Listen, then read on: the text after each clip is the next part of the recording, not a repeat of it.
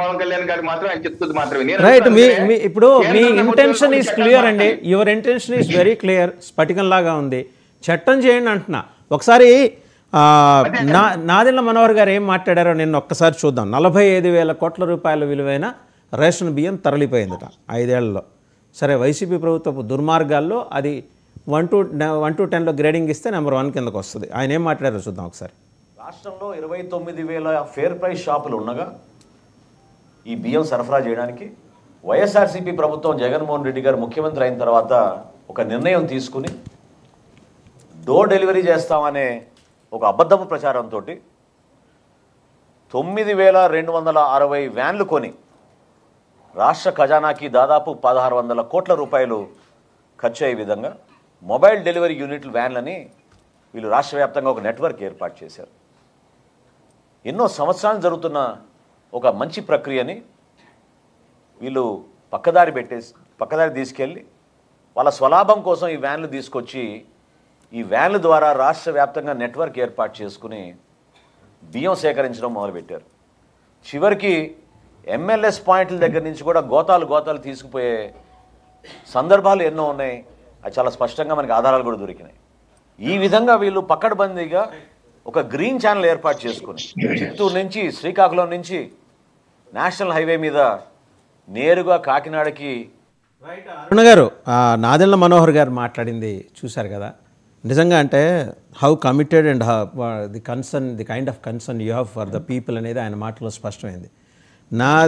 ఇదేంటంటే law and order బాగలేదని Anitha గారు మీద ఆవిడ వ్యవహార శైలి మీద కొంత భావోద్వేగంతో మాట్లాడిన పవన్ కళ్యాణ్ గారు మరి 5 నెలలు అయింది 45,000 కోట్ల రూపాయలు ఫైండ్ అవుట్ చేసి ఈ కుంభకోణం జరిగిందని ఫైండ్ అవుట్ చేసి మరి నాదెళ్ల మనోహర్ గారిని అడిగారా? అంటే ఓపెన్గా ఇలా సభా వేదిక మీద నుంచి అడిగిన సందర్భం ఎక్కడ కనిపిస్తున్నట్టు నాకైతే తెలియదు. ఒకవేళ మేబీ నేను ఏమైనా ఇగ్నోర్ చేస్తుంటే మీరు చెప్పండి. అడిగారా పవన్ కళ్యాణ్ గారు నాదెళ్ల మనోహర్ గారిని?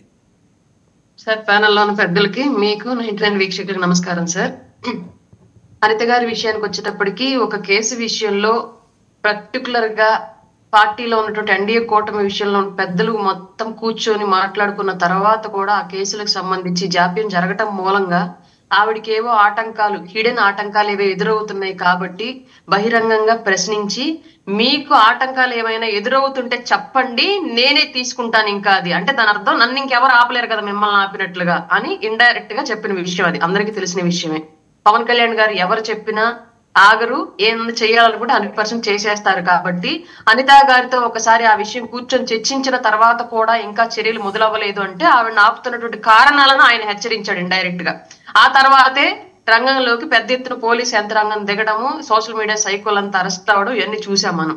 ఇవాళ నాదెళ్ల మనోహర్ గారి విషయానికి వస్తే అక్కడ క్లియర్ గా కోర్టుకు సంబంధించినటువంటి అంశం కేవలం స్టేట్ కు మాత్రమే సంబంధించిన విషయం కాకపోవడంతో పైగా అక్కడ ఉన్నటువంటి ఉద్యోగులంతా కూడా సివిల్ సప్లైస్ అలాగే ఐపీఎస్ ఐఏఎస్ స్థాయి వ్యక్తులు ఎవరైతే ఉన్నారో వాళ్ళు కూడా మభ్య పెడుతూ పట్టుకున్నటువంటి బియ్యాన్ని కేవలం హ్యాండ్ ఓవర్ చేయడం వరకు మాత్రమే చేస్తూ మళ్ళీ ఆ క్రైమ్ జరగకుండా కట్టడి చేయాల్సిన విషయంలో ప్రతి ఒక్కళ్ళు కూడా మేనమేషాలు లెక్క పెడుతూ ఉన్నారు. దానికి కారణం వాళ్ళు ఆర్థికంగా వేరే వెసులుబాటులు చూసుకొని లొంగిపోవడమా, లేదంటే వాళ్ళకేదైనా పైన అంతకన్నా పెద్ద స్థాయిలో ప్రెషర్ ఏర్పడవడం అనేది తర్వాత విషయం. బట్ ఈ విషయంలో నాదెళ్ల మనోహర్ గారు ఆయన చిత్తశుద్ధిని 100% ఎప్పటికప్పుడు దాడులు జరపడం ద్వారా, ఎప్పటికప్పుడు బియ్యాన్ని గోడౌన్లు సీజ్ చేయడం ద్వారా, అవి ప్రభుత్వానికి అప్పచెప్పడం ద్వారా ఆయన చిత్తశుద్ధిని ఎప్పటికప్పుడు చూపిస్తూనే ఉన్నారు. కానీ ఆయన పరిధి మించి కూడా అక్కడ జరుగుతోంది కాబట్టే ఒకసారి సీజ్ చేసిన బియ్యాన్ని మళ్ళీ బ్యాంక్ గ్యారెంటీలు అని చెప్పి విడుదల చేయించి మళ్ళీ షిప్ లో ఎక్కించారు. కాబట్టే దాన్ని ఇంకా పవన్ కళ్యాణ్ గారు డైరెక్ట్ గా అక్కడికి వెళ్ళేసి డైరెక్ట్ గా ప్రభుత్వాన్ని అలాగే ఆ మాఫియా చేస్తున్నటువంటి గ్యాంగ్ ని అట్ ఏ టైము సెంటర్ లో కూడా ఈ విషయం అర్థమయ్యేలాగా ఒక సెల్ఫీ వీడియో రికార్డ్ చేయడం ద్వారా సెంటర్ లో కూడా ఈ విషయం పట్ల సపోర్ట్ వచ్చేలాగా marine support and marine security ఏ స్థాయిలో ఉంది, దీని మీద పెద్ద స్థాయి వ్యక్తులు ఆయన కొన్ని పేర్లు చెప్పారు. నేను ఆల్రెడీ ఆ మీటింగ్ లో దాడులకు వెళ్ళినప్పుడే కొన్ని పెద్ద తలకాయల పేర్లు చెప్పారు. వాళ్ళు రాజకీయాలకు సంబంధం లేనటువంటి వ్యాపారవేత్తలు, డబ్బుతోనే అన్నింటినీ కొనగలిగేటువంటి శక్తివంతులు. కాబట్టి వాళ్ళ పేర్లను కూడా ప్రస్తావిస్తూ పవన్ కళ్యాణ్ గారు ఈ విషయాన్ని నేషనల్ మీడియా చర్చించుకునే స్థాయికి తీసుకొచ్చారండి. క్లియర్ గా ఈ మాఫియా ఇక్కడతో కట్టడి చెయ్యాలి, రాష్ట్రంలో చేసే పరిస్థితి లేదు, రాష్ట్రంలో కంట్రోల్ అయ్యే సిచ్యువేషన్ కనిపించట్లేదు, ఎంటైర్ ఇండియా మొత్తం ఉంది కాబట్టి ఇది ఇండియా వ్యాప్తంగా చర్చకు don't you feel ashamed of the statement which you have given now?